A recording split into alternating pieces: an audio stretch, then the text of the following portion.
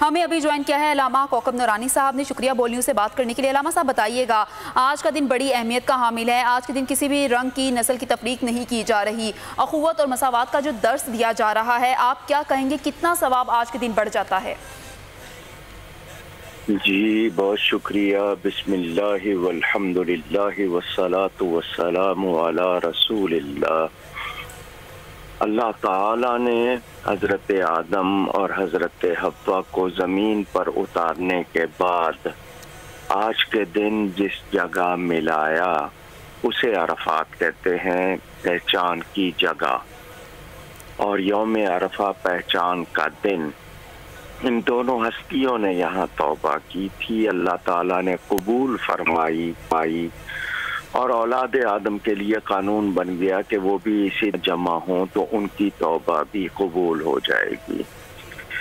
یہ ملت اسلامیہ کے لیے بہت خاص دن ہے، برکت کے حوالے سے بھی اور عطا کے حوالے سے بھی، رحمت کے حوالے سے بھی۔ جتنی بھی ہم زاویے دیکھیں، دعا کا بھی دن ہے، معافی کا بھی دن ہے، پہچان کا بھی دن ہے، توبہ کا بھی دن ہے، اور آئندہ زندگی کے لیے عزم کرنا کہ ہم اچھی طرح گزاریں گے۔ بنیادی بات یہ ہے کہ آپ نے ابھی جو جملہ کہا کہ رنگ و نسل، طبقاتی تقسیم، ہم کہاں اس سے فارغ ہو سکے ہیں؟ ہمیں ہونا چاہیے تھا مگر نہیں ہوئے۔ آپ حج میں دیکھ لیجئے، لگژری حج کے پیسے الگ ہیں، عام حج کے پیسے الگ ہیں۔ یہ ہماری سوچ کیوں ختم نہیں ہوئی؟ ہم ایک لباس میں تلبیہ، جس طرح لبیک اللہم لبیک، سب کی ایک ہی ہے، کسی اور زبان میں نہیں ہے، ایک ہی زبان میں کہہ رہے ہیں، ایک ہی طرح کا لباس ہے سب کا، ایک ہی جگہ جمع ہے، ایک ہی رب کو پکار رہے ہیں۔ اس کے باوجود ہمارے ذہنوں سے وہ چیزیں نہیں نکلیں جو نکلنی چاہیے تھیں۔ تو آج کے دن سب وہاں جمع ہیں، اور ان کو یہی دنیا بھر کو میسج ان کو دیکھ کے بھی سن کے بھی یہی جانا ہے کہ ہم نے اللہ کے پاس جانا ہے۔ یہ زیب و زینت جو دنیا کے لیے ہم کر رہے ہیں، اصلی زیب و زینت یہ ہے کہ ہماری ایمانی حالت اور ہماری اخلاقی انسانی حالت بہتر ہو جائے۔ لیکن ایک مسلمان دوسرے مسلمان کا درد کہاں محسوس کر رہا ہے؟ شام، عراق، لیبیا، افغانستان، کشمیر، کہاں کہاں ظلم ہو رہے ہیں۔ کیا ہم لوگوں نے اپنے آپ کو امت بنا کر ان کا ساتھ دیا ہے؟ کیا ہم اپنے ملک جس کو ہم نے لیا ہی اسلام کے لیے تھا، کیا ہم نے اس میں اسلام کے نفاذ کے لیے واقعی کوئی کوشش کی ہے؟ ہم تو اسلام خلاف ریلیاں یہاں دیکھ رہے ہیں۔ تو آج کے دن ہمیں سیکھنا ہے اور اللہ کے ساتھ یہ عہد کرنا ہے کہ ہم آئندہ زندگی، ہماری گزشتہ کی خطائیں معاف ہو جائے، آئندہ زندگی ہم واقعی اسلام کے مطابق گزاریں۔ علامہ صاحب، آپ نے ذکر کیا کہ ایمانی اور اخلاقی حالت ہماری بہتر نہیں ہوئی، تو اس کی وجہ آپ کو کیا لگتا ہے؟ کیا وجہ ہے، کیوں بہتر نہیں ہوئی، اور اس کی بہتری کے لیے ہمیں کیا اقدامات اٹھانے ہوں گے بحیثیت مسلمان؟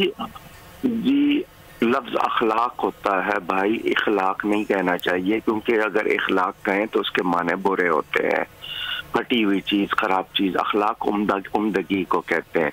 تو ہمارے اخلاق اور ایمانی حالت کی کمزوری کی وجوہات سب سے پہلی یہ ہے کہ ہمارا نصاب تعلیم، جس میں اخلاقی تعلیم ہونی چاہیے تھی، ہم نے وہ ختم کر دیا۔ ہم نے غیروں کا نصاب دنیا کمانے کے لیے صرف اپنا لیا، نمبر ایک۔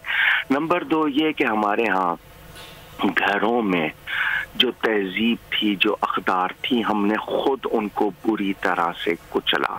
تیسری بات، ہماری غذا، ہماری یہ جو کمائی ہے، یہ پوری طرح حلال نہیں رہی۔ اس کی میں ایک مثال دے دوں۔ صبح 9 بجے دفتر کا ٹائم ہے، میں جاتا ہی 11 بجے ہوں، تو اس 2 گھنٹے کی تنخواہ حلال کہاں سے ہوگی؟ کام میرے سامنے ہے، میرے بس میں ہے، لیکن میں اگلے کو چکر پہ چکر لگوا رہا ہوں، تو میری غذا حلال کہاں سے ہوئی؟ کمائی حلال کہاں سے ہوئی؟